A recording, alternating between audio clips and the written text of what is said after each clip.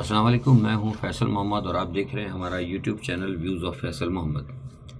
آ، آج کا ویلاگ کچھ اہم ہوگا، تھوڑا سا پاکستان کے حوالے سے۔ جو اس وقت پاکستان میں صورتحال ہو رہی ہے، جو جوڑ توڑ کی سیاست ہو رہی ہے، اس حوالے سے انتہائی اہم ہے، اور خاص طور پہ جو عمران خان کے حوالے سے ایک نئی جو چل پڑی ہے دوبارہ ایک ایپیسوڈ اسرائیل کے حوالے سے جو بتایا جا رہا ہے، اس حوالے سے بھی ہم آپ سے اہم تجزیہ جو ہے آپ کو دیں گے۔ آپ سے درخواست ہے کہ آپ نے اگر اب تک ہمارے چینل کو سبسکرائب نہیں کیا تو کر لیں، اور اگر ہمارے تجزیے پسند آتے ہوں تو اسے شیئر کریں، اور خاص طور پہ ہمیں اپنے خیالات سے ضرور آگاہ کریں، کیونکہ آپ کے خیالات ہمارے لیے انتہائی اہم ہوتے ہیں۔ بلا شبہ مشاورت بھی آپ کی بہت ضروری ہوتی ہے۔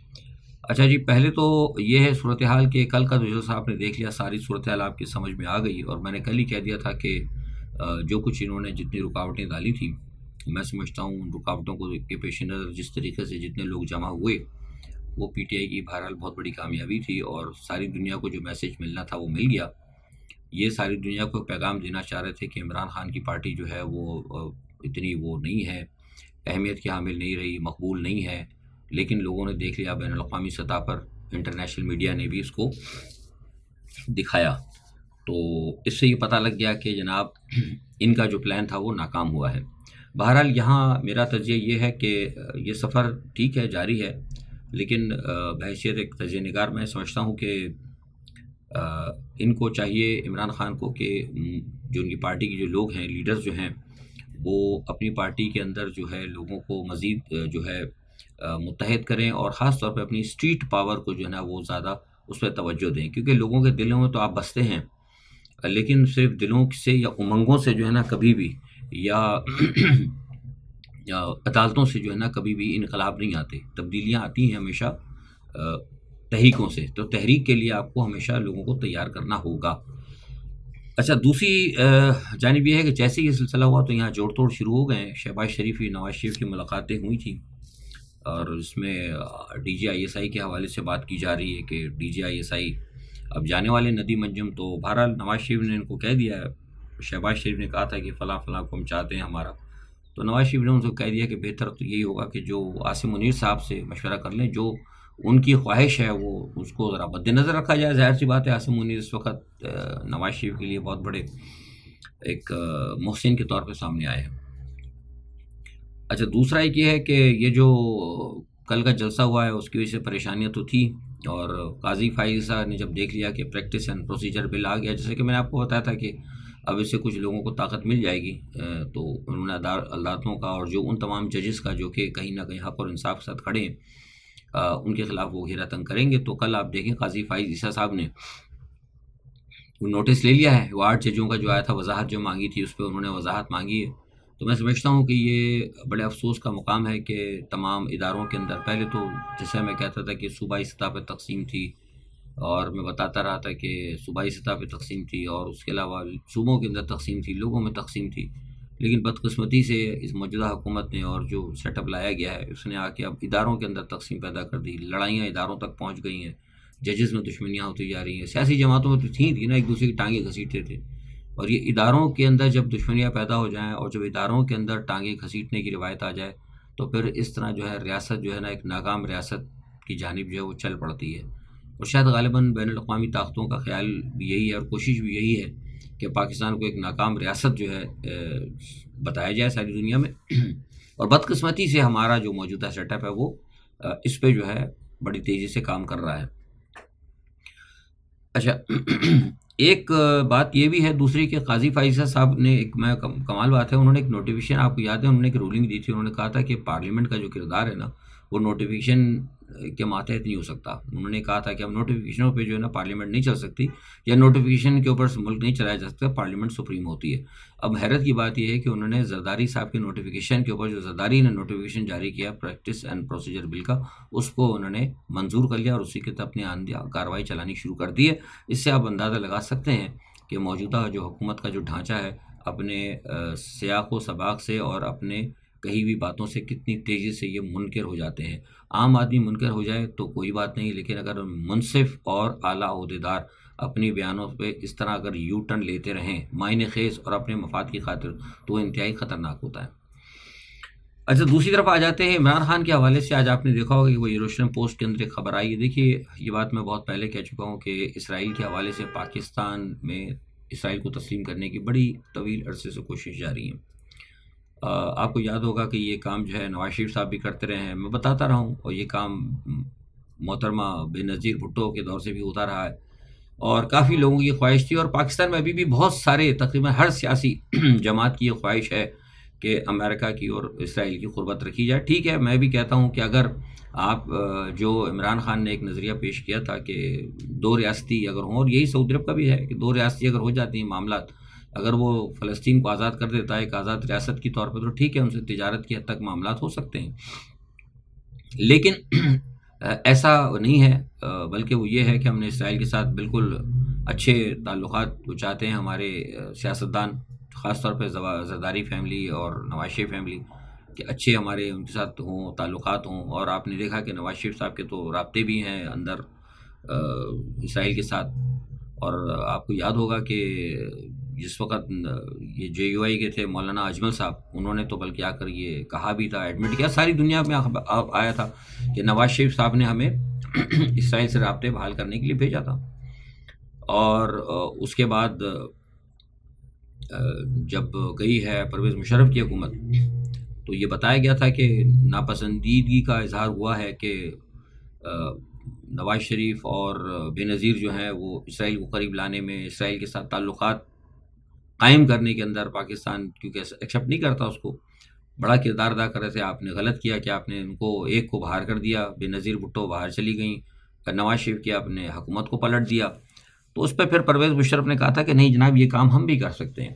تو انہوں نے کہا کہ میں تو ایک مطلب فوج بھی ہے، میرے پاس طاقت بھی میرے پاس ہے، میں زیادہ بہتر طور پہ کر سکتا ہوں. خیر بہرحال آپ کو پتہ ہے انہوں نے کوششیں کی، اور آپ دیکھیں کہ یہ ابھی ان کے دور میں خورشید محمود قصوری نے استنبول میں اسرائیلی اہم اہلکاروں سے ملاقاتیں کی. تو کہنے کا مقصد یہ ہے کہ یہ تو ساری سابقہ جماعتیں کرتی رہی ہیں، لیکن مجھے کہیں بھی کسی عمران خان کی کسی اسرائیلی سفیر کے ساتھ یا کہیں بھی اسرائیل کے حوالے سے کوئی بھی ایک بیان جو ہے نا ساری دنیا میں نہیں ملا، اور نہ ہی کسی بڑے عالمی شخصیت نے مجھے یہ کہا کہ ہماری عمران خان سے اس حوالے سے آج تک بات ہوئی ہے. تو یہ جو سارا پروپیگنڈا ہو رہا ہے، یہ میں سمجھتا ہوں جھوٹ ہے. اور ابھی آپ دیکھیں کہ یہ جو ہوا تھا معاملہ جو آکسفورڈ یونیورسٹی میں چانسلر کا، تو اس کے لیے دیکھیے حکومت نے کیا کہا تھا. حکومت نے کہا تھا کہ یہ تو طالبان خان ہے، یہی حکومت کی طرف سے بات ہوئی تھی، طالبان خان ہے، اور یہ تو کٹا مطلب کیا کہتے ہیں، ایک کٹر مسلم ہے، اور مطلب کیا کہنا چاہیے کہ وہ طالبان کو سپورٹ کرتا ہے اور ایکسٹریمسٹ ہے، پتہ نہیں کیا کیا، مطلب جو بھی مطلب منہ میں آیا لم گلم انہوں نے کہہ دیا. اور کوشش صرف یہ تھی کہ ان کو چانسلر کے الیکشن کا ان کو امیدوار نہ لیا جائے. تو آپ نے دیکھا وہ سب چیزیں آپ کے سامنے ہیں ریکارڈ پر. لیکن آج جب یہ اسرائیل کی طرف سے رپورٹ آ گئی، تو پھر انہوں نے یہ کہنا شروع کر دیا کہ دیکھیے عمران خان تو دشمن ہے. تو یہ سارا جو پروپیگنڈا یہ کر رہا ہے، یہ موجودہ حکومت کا ہے، اور موجودہ جو اسٹیبلشمنٹ جو خاص طور پر اس وقت خاص اسٹیبلشمنٹ کا جو میں کہتا ہوں جو آئی ہوئی ہے اس وقت، مغرب نواز اور اسرائیل نواز، یہ ان کا پروپیگنڈا ہے، جو حقیقت میں بنیادی طور پر یہ بتانا چاہتے ہیں کہ اسرائیل کو اور امریکہ کو جس سیاسی جماعت سے یا جس شخصیت سے ان کے نظریات کو خطرہ ہے، ہم اس کو ایلیمینیٹ کرنا چاہتے ہیں، لیکن یہ قوم جو ہے نا اس کے ساتھ دینے کے لیے تیار ہے. تو لہذا پاکستان میں آپ کو پتہ ہے کہ مذہبی معاملات کے اندر جو ہے بہت زیادہ لوگ جذباتی ہوتے ہیں. تو آخر کے اندر جو ہے یہ مذہبی کارڈ کھیلا گیا ہے. اس سے پہلے آپ کو پتہ ہے کہ عمران خان پر چوری کے زانی اور کیا کہتے ہیں وہ عدت میں نکاح اور پتہ نہیں توشہ خانہ میں ڈگ چوری اور 100 ملین پاؤنڈ کی ڈکیتی، اور دنیا اللہ کو پتہ نہیں دنیا جہان کے سارے الزامات انہوں نے پہ لگائے، لیکن مقبولیت تو کم نہیں ہوئی. تو پھر انہوں نے کہا کہ جناب یہ پھر دوبارہ اسی کارڈ کو کھیلا جائے. شیعوں کا ایجنٹ بھی بنا دیا گیا. علامہ ناصر صاحب کے ساتھ جب بات ہوئی تھی تو کہہ دیا تھا، آپ کو یاد ہے میں نے بھی کہا تھا، اس پر بڑا ہنگامہ ہوا کہ جناب یہ تو پاکستان میں فقہ جعفریہ لانا چاہتا ہے. عجیب ہنگامہ ہو گیا، لوگ چیخنا شروع ہو گئے. تو یہ جو ابھی نیا ہے نا، یہ اصل میں بنیادی طور پر یہ اسی ہے. انہوں نے کہا کہ نہیں، یہ نہ شیعوں کے ایجنٹ پہ کام چلے گا، نہ قادیانیوں کے ایجنٹ پہ کام چلے گا، نہ چوری پہ کام چلے گا، نہ بدعنوانی پہ، ڈاکے، اس کو لوگ کوئی جو ہے نا وہ نہیں کریں گے، ایکسیپٹ نہیں کریں گے، کیونکہ ہمارا ہے ہی کچھ نہیں ایسا، اور نہ یہ چور ہے، نہ بدعنوان ہے، نہ اس کا کوئی باہر کوئی ایسا کاروبار ہے.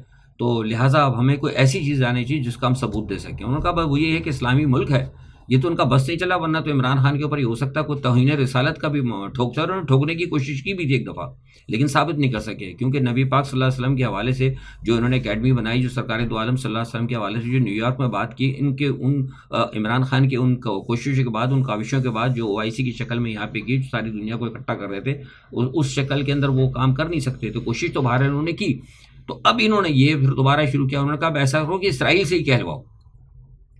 تو یہ جو ہے نا سارا معاملہ، میں یہاں آپ کو ایک چھوٹے سے جملے میں سم اپ کر دوں کہ جو بھی ہمارے پاکستان میں دوست ہیں جو بین الاقوامی معاملات کو سمجھتے ہیں، اور یا جن کو کہ ابھی یہودیوں کے حوالے سے جن کو کہ ان کے معاملات کا ادراک نہیں ہے، اور میں اپنے تجربے کی بنیاد پر بتا دیتا ہوں کہ ایک بات اپنے پلے باندھ لیں کہ یہودیوں کی ایک خاصیت ہے کہ وہ کبھی بھی اپنے دوستوں کو ظاہر نہیں کرتے. یا یہودیوں کی یہ خاصیت ہے کہ وہ کبھی بھی اپنے دوستوں کو ظاہر نہیں کرتے، خفیہ دوستوں کو یا ظاہری دوستوں کو ظاہر نہیں کرتے، بتاتے نہیں ہیں، لیکن اپنے دشمنوں کو تنہا کرنے میں کبھی بھی کوئی بھی کمی نہیں چھوڑتے. اس وقت تنہا کون ہے؟ تنہا اس وقت ہے عمران خان. عمران خان کو تنہا کر دیا، اور دوستوں کو یہ چھپاتے ہیں. جب یہ عمران خان کو اجاگر کر رہے ہیں تو اس کا مطلب ہے آپ سمجھ لیں کہ اسرائیل کے حوالے سے عمران خان ان کا سب سے زیادہ مخالف ہے. یہ بات جو ہے اب آپ نے اپنے طور پر اس کو دیکھنا بھی ہے، اپنے طور پر اس کو چیک بھی کرنا ہے، اپنے طور پر تصدیق بھی کرنی ہے. تاریخ بھری پڑی ہوئی ہے ان کی، آپ نے دیکھ لیا، ان کی تاریخ آپ دیکھ لیں، کتنے معاہدے انہوں نے کیے، کس کس کو کہاں دوست بنایا اور کس کے ساتھ کیا کیا کیا. تو یہ ایک صورتحال تھی، میں اس لیے آپ کو بتانا چاہ رہا تھا کہ آپ یہ دیکھ لیں کہ نواز شریف صاحب کے دور کے اندر اور بے نظیر کے دور میں جتنے اسرائیل سے کامیابی اور پینگے بڑھانے کی جو باتیں ہوئی، ایون ہماری اسٹیبلشمنٹ بھی سابقہ باجوہ صاحب بھی کافی لوگ جاتے رہے ہیں، وہ اسرائیل سے چیزیں لیتے رہے ہیں، تو وہ ان کا جو ہے نا معاملہ چلتا رہا ہے.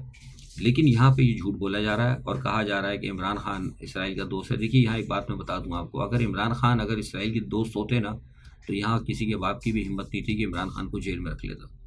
اسرائیل کی طاقت جو ہے نا آپ کو پتہ، اسرائیل نے بتا دی ہے. اسی لیے آپ چونکہ ہمارے مسلمانوں کے ایمان کمزور ہیں تو لہٰذا ہم ان کے سامنے کھڑے نہیں ہو سکتے. کچھ ہماری ایمانی کمزوری بھی ہے، ہم تو ان کے آگے لیٹ چکے ہیں. اور آپ کو کیا پتہ، اس وقت بات نہیں کرنا چاہتا میں کہ کتنے یہاں پر جو ہے ہمارے اسرائیل کے یہاں پہ ایجنٹ جو ہیں پاکستان کے اندر آلریڈی موجود ہیں، سفارتکاروں کی شکل میں، ایکسپرٹس کی شکل میں، ٹیکنوکریٹس کی شکل میں، صحافیوں کی شکل کے اندر. آپ لوگوں کو نہیں پتہ. پاکستان جو ہے اس چیز سے بھاگ نہیں سکتا.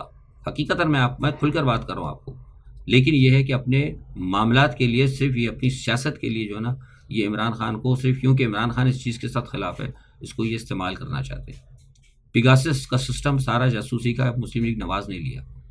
سارے معاملات ان کے بیٹوں کے تعلقات ان کے ساتھ اسرائیلیوں کے ساتھ ہیں. مجھے کوئی بھی ایک آپ بتا دیں جہاں عمران خان یہ کہتے ہیں کہ چندہ لیا عمران خان نے. چندہ تو کوئی بھی دے سکتا ہے یار، چندے کی کیا بات ہے. ٹھیک ہے وہ چندہ تھا، اس نے وہاں ایک بڑی خاندان میں اس نے شادی کی، اس کا مسئلہ تھا وہ، اس نے خاندان میں شادی کرنے کا بھی ایک تھا. وہ خاندان میں شادی کرنے ہی کی وجہ سے تو اسرائیل کو پرابلم ہے کہ وہ یہ کہتے ہیں. میں آپ سے جو بات کروں تجزیہ نہیں کر رہا، میں آپ کو باتیں بتا رہا ہوں جو کہیں ہوتی ہیں. میں زیادہ بہتر سمجھتا ہوں ان لوگوں کو.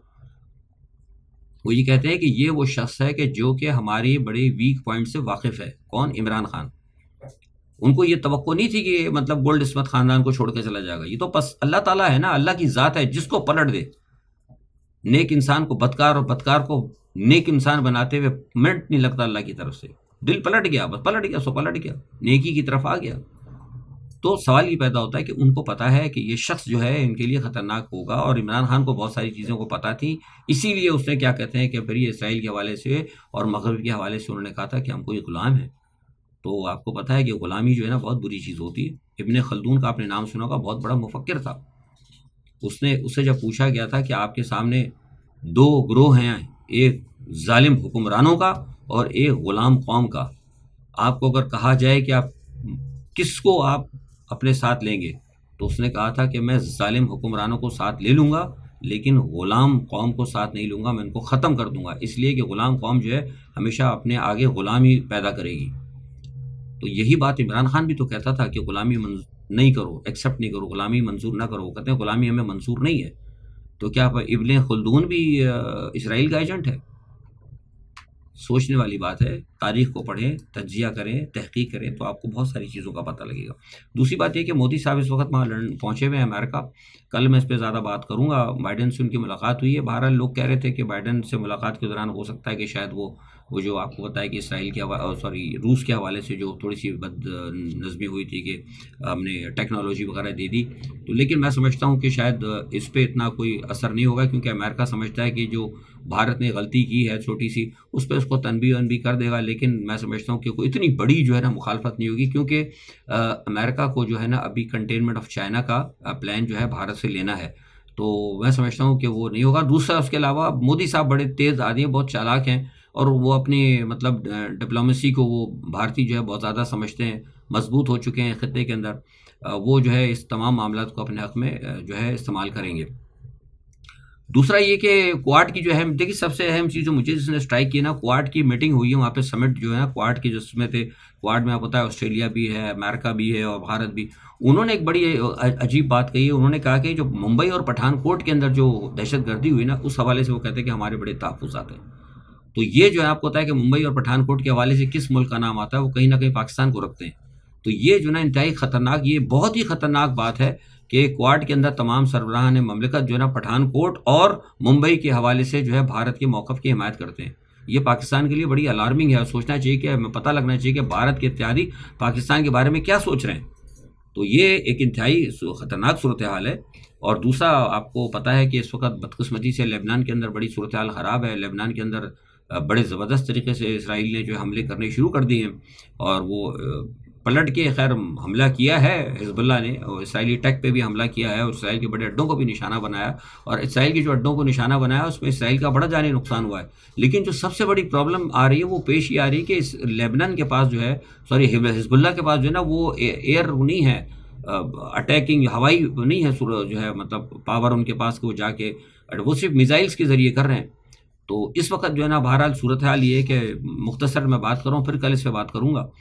انتہائی افسوسناک صورتحال ہے. اور مطلب میں دیکھ رہا ہوں کہ اللہ رحم کرے کہ غزہ کے بعد جو ہے نا کہیں لیبنان کی نا وہ تباہی اور بربادی نہ آئے. گو کہ ایران پہ اس وقت بہت دباؤ ہے، میں نے آپ سے کہا تھا ایران کے اوپر دباؤ ہے. ایران کہہ بھی رہا ہے کہ ہم اس کا کریں گے، جواب دیں گے. لیکن ایران کو کاؤنٹر کرنے کے لیے پہلے ہی امریکہ جو ہے وہ اترا ہوا ہے، اور امریکہ نے 50,000 جو ہے نا فوجی ان کو کہہ دیا ہے. کل امریکہ نے کہا ہے کہ اسرائیل کے تحفظ کے اندر وہ آئیں گے. اگر حملہ ہوتا ہے لبنان کی طرف سے اور حوثیز کی طرف سے ہوتا ہے تو 50,000 فوجی انہوں نے کہا کہ ہم ان کا دفاع کریں گے. اور دوبارہ جو ہے ہائی الرٹ کے اوپر کر دیا ہے کل امریکہ نے. تو یہ جو ہے نا صورتحال انتہائی تشویشناک ہے، اور اللہ تعالیٰ خیر کرے. مجھے لگ رہا ہے کہ جو مڈل ایسٹ کا جو معاملہ ہے نا، یہ شاید ہو سکتا ہے کہ کوئی پوری دنیا کو اپنی لپیٹ میں نہ لے لے، کیونکہ اس حوالے سے نا کئی ممالک کے میں گروپ بنتے دیکھ رہا ہوں. ہم کہاں کھڑے ہوں گے ہمیں تو پتہ نہیں ہے، کیونکہ ہماری تو کوئی اس وقت وائس ہی نہیں ہے. ہم کہاں کھڑے ہوں گے؟ سیدھا امریکہ کے پیچھے کھڑے ہوں گے، اور سب سے پیچھے قطار کے اندر ہمارا نمبر ہوگا. آج کے لیے اتنا ہی. اپنا بہت خیال رکھیے گا. اللہ حافظ.